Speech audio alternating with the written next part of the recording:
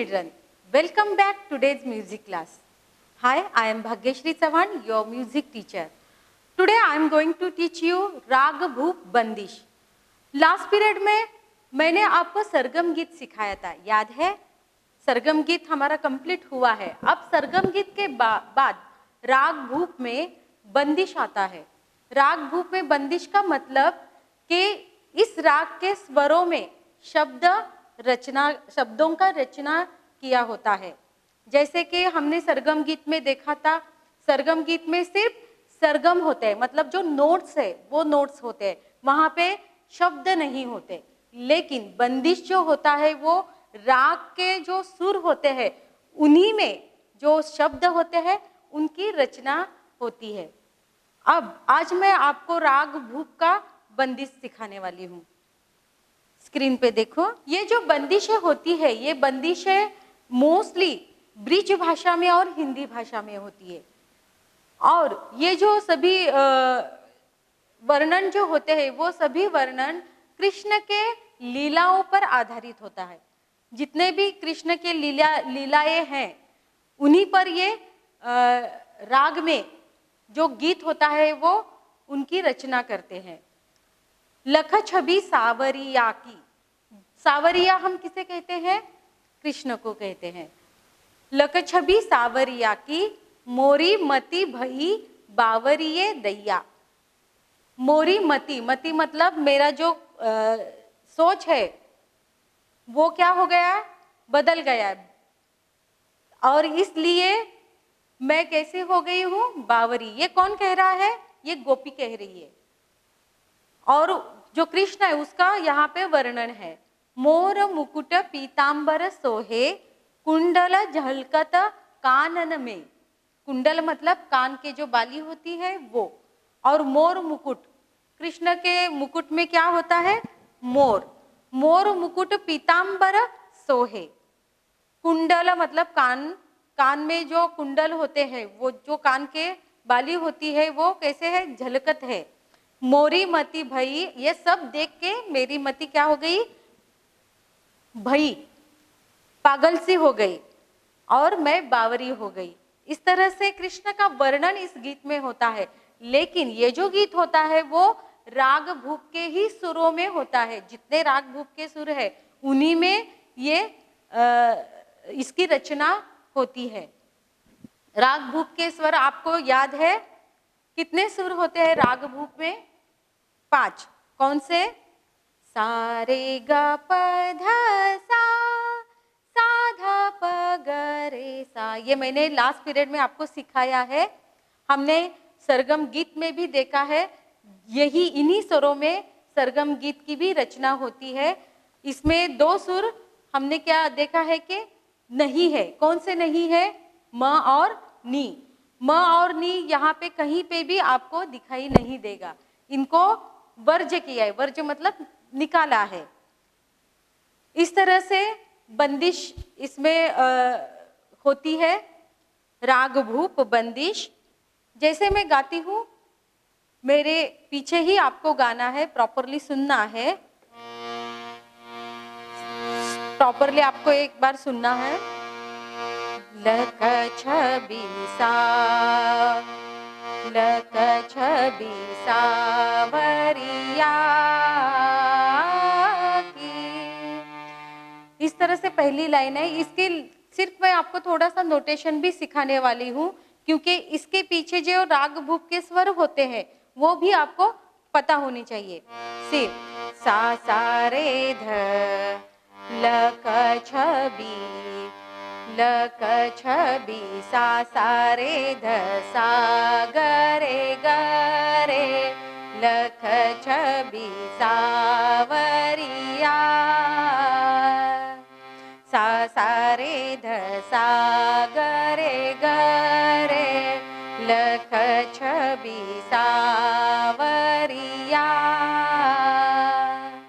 आपको समझ में आ रहा होगा कि इसमें सा सा रे ध, यहाँ पे नी नहीं है. इसका मतलब ये कौन सा राग है? भूप राग. अब मैं जैसे गाती हूँ उसी को आपको फॉलो करना है. रेडी?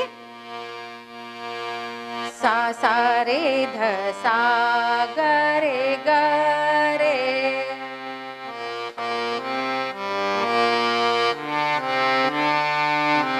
फिर से सा सा रे ध सा ग रे ग रे।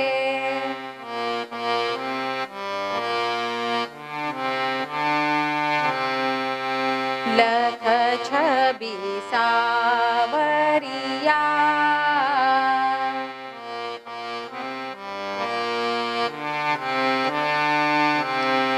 सा सा रे ध सा ग रे ग रे।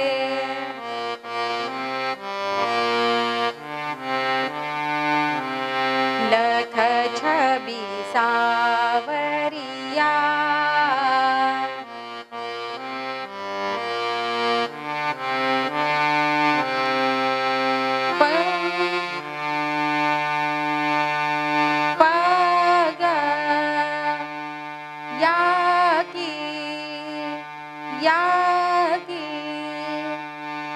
लख छबि सावरिया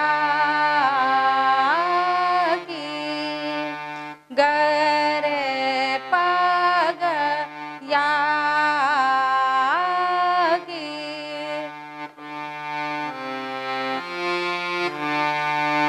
फिर से एक बार लख छबि सावरिया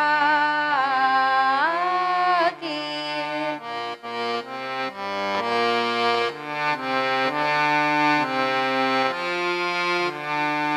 सा सा रे ध सा ग रे ग रे प ग।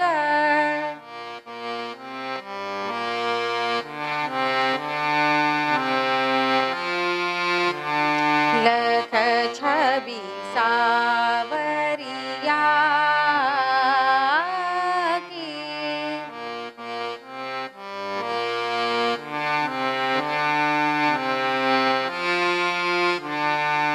अब ये लाइन आपको प्रॉपरली समझ में आ रही होगी। तो इसी के साथ ये इसी जो बंदिश है इसी को ताल में भी इसकी रचना करते हैं। जैसे हमने सरगम गीत में देखा था कि एक एक लाइन को के लिए ताल होता है। ताल त्रिताल में हमने सरगम गीत की प्रैक्टिस की थी। ताल त्रिताल मैंने आपको लास्ट पीरियड इसके पहले के एपिसोड में आपको सिखाया है। वही ताल त्रिताल इसी में भी ये जो राग बंदिश है ये आपको गाना है। ताल त्रिताल के मात्राज होते हैं बीट्स 16। अब ये जो फर्स्ट लाइन है लख छबि सावरिया की, ये पूरी जो लाइन है ये 16 बीट्स में हमें गाना है। तो कैसे गाना है देखो, ये भी जो लख छबि है ये काल से ही स्टार्ट होता है। काल हम कहाँ दिखाते हैं? हाथ बाहर करके। लख छबि सावरिया की, इस तरह से आपको ताल के साथ इसको गाना है। लख छबि सावरिया की ताल के साथ गाना है। Ready 1 2 3 start. लख छबि सावरिया की। लख छबि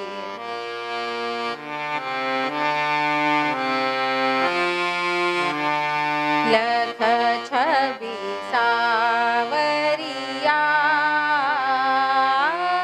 की।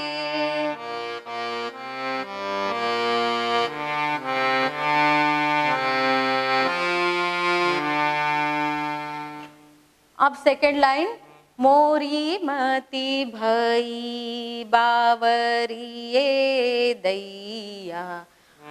इसके नोटेशन है ग ग रे रे सा सा सा सा सा रे सा ध प।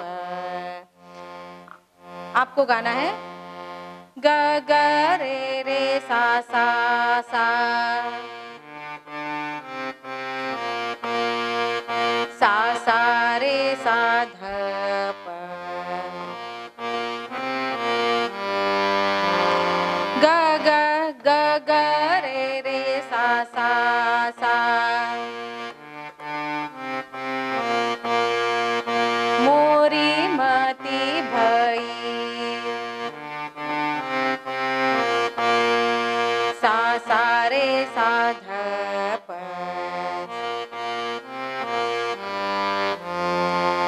बावरिये दैया,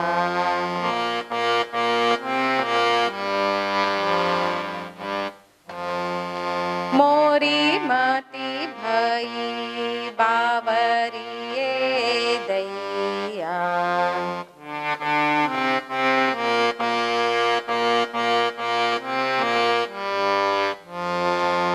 मोरी मती भई ग ग रे रे सा सा सा,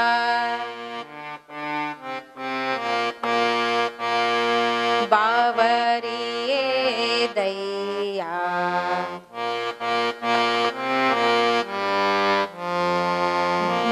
सा सा रे सा ध प,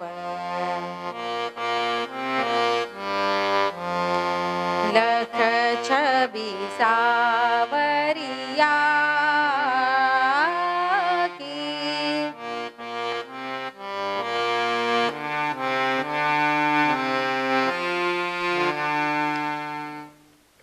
ये हो गया स्थाई। इसको कहते हैं स्थाई। जो गाने का पहला पार्ट्स होता है, पहला जो 2 लाइन्स होते हैं उसको स्थाई बोलते हैं।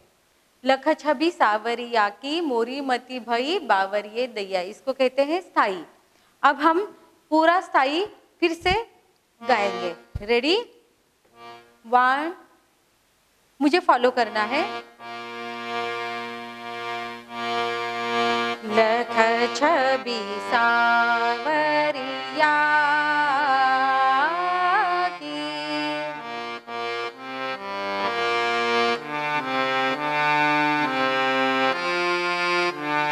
लख छवि सावरिया की,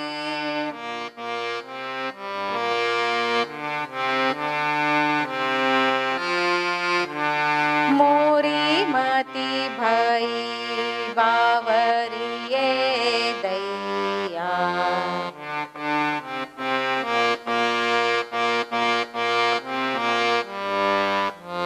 मोरी मती भई बावरिये दैया,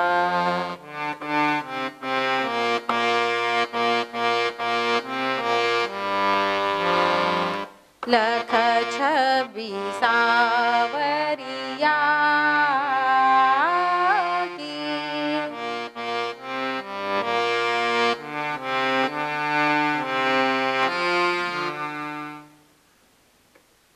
अब ये पूरा स्थाई हो गया। अब इसको हम ताल त्रिताल में गाने की कोशिश करेंगे। मेरी तरफ देखना है। ताल त्रिताल जैसे मैं ताल देकर गाती हूँ वैसे ही आपको भी मेरे साथ गाना है। ताल त्रिताल आप सबको आता है, प्रॉपरली आता है, ऐसा मुझे लगता है। आप प्रैक्टिस करते होंगे। तो ताल त्रिताल, पहले ताल त्रिताल गाएंगे और फिर उसके बाद ये जो स्थाई हमने अभी कंप्लीट की है वो उसमें गाएंगे। रेडी? ताल त्रिताल। धा धिन धिन धा, धा धिन धिन धा, ता तिन तिन ता, ता धिन धिन धा।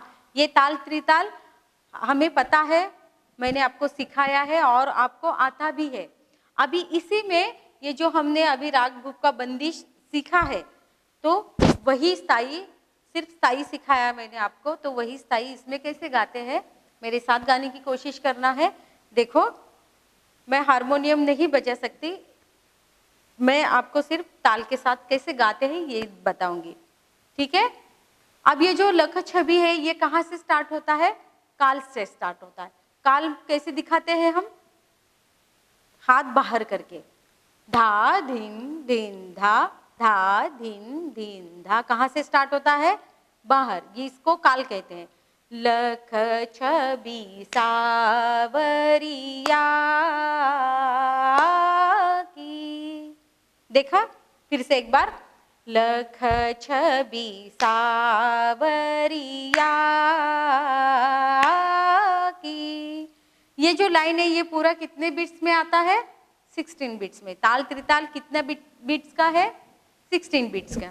फिर से एक बार, काल से लख छबी सावरिया की, पूरा 16 बिट्स। फिर से लख छबी सावरिया की।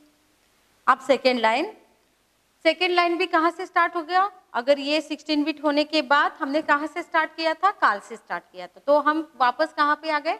काल पर आ गए। मोरी मती भई बावरिए दैया। फिर 16 बिट कंप्लीट हो गए। मोरी मती भई बावरिए दैया। तो कितने आवर्तन होते हैं ये पूरे 2 लाइन में? 2 आवर्तन। त्रिताल के कितने आवर्तन होते हैं? 2 आवर्तन। लख छबी सावरिया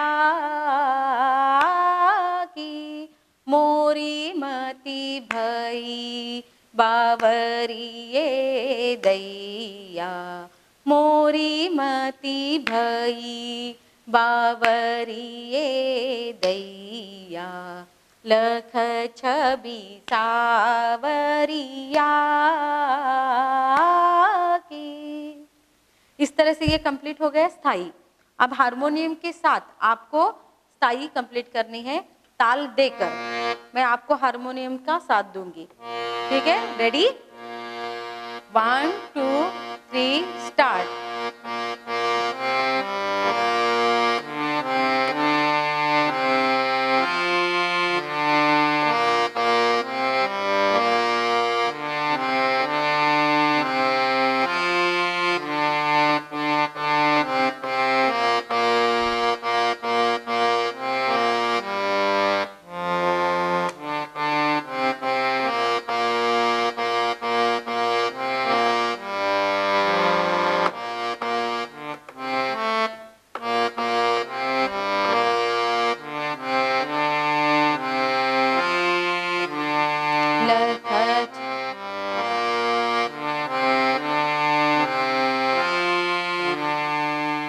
ये हो गई स्थाई।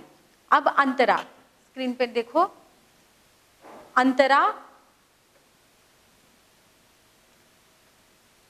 अंतरा मतलब गीत का सेकेंड पार्ट, उसको अंतरा कहते हैं।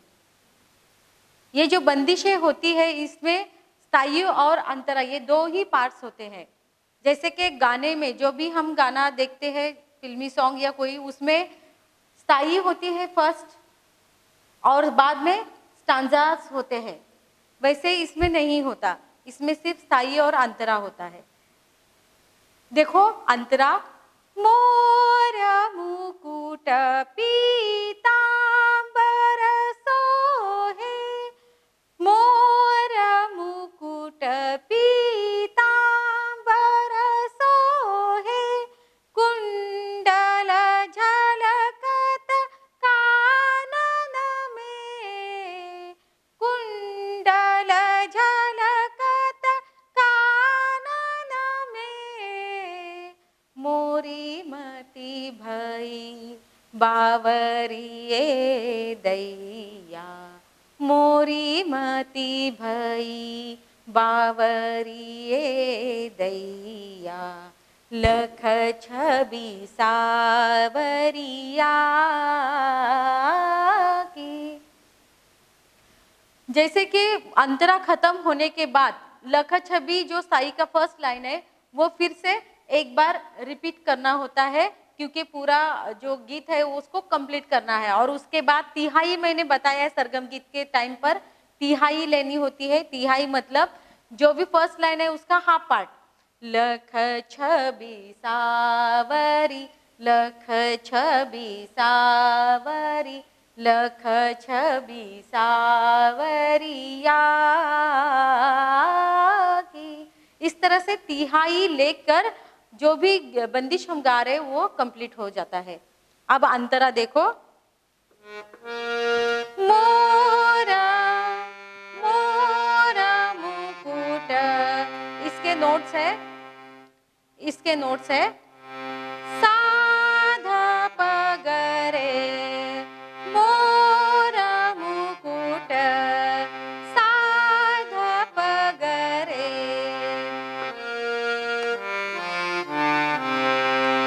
मोरा मुकुट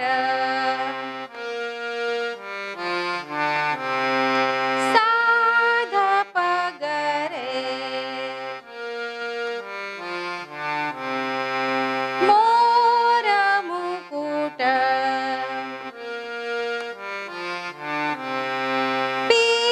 पीतांबर सोहे,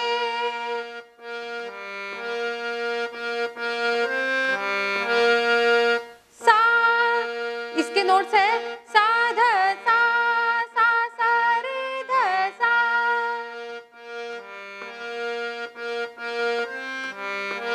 सा ध सा रे ध सा,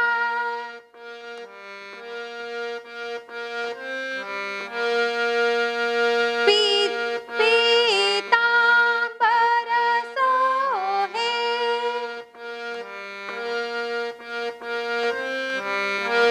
सा ध सा रे ध सा,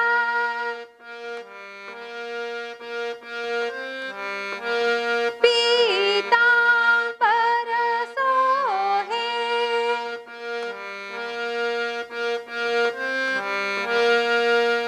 कुंडल झलकत, द ध सा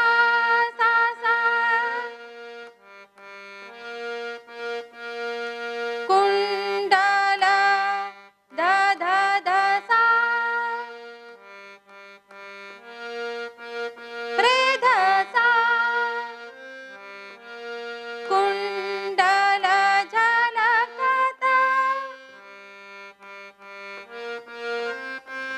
ध ध सा रे रे,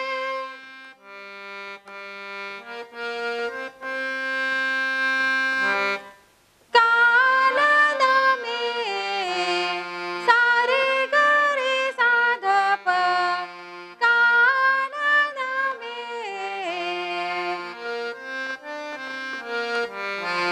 सा रे ग रे सा ध प,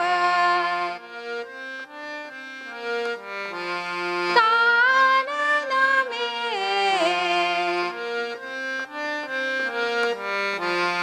ग ग रे सा रे सा ध प,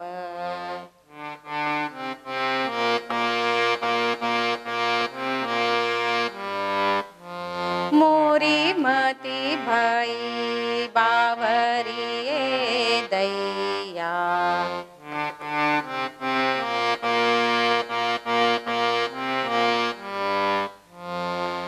लख छबि सावरिया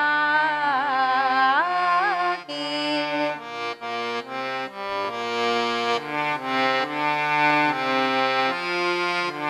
अब तिहाई लेंगे, लख छबि सावरी, लख छबि सावरी, लख छबि सावरिया की,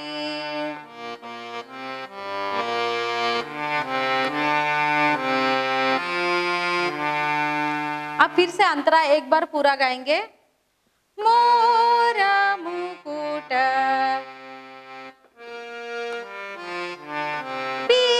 पीतांबर सोहे,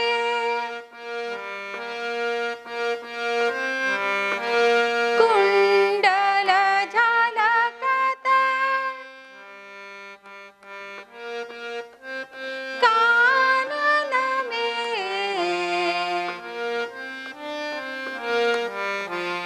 मोरी मति भई बावरिये दैया,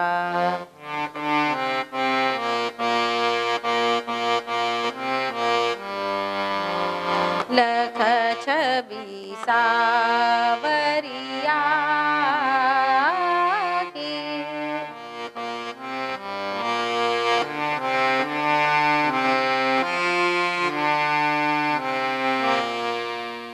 इस तरह से अंतरा हम नेक्स्ट पीरियड में भी, अंतरा जो है नेक्स्ट पीरियड में भी उसकी हम प्रैक्टिस करने वाले हैं। फिर से एक बार यही बंदिश हम नेक्स्ट पीरियड में भी सीखने वाले हैं, लेकिन वो ताल के साथ। अब यहीं पे रुकते हैं नेक्स्ट पीरियड के लिए।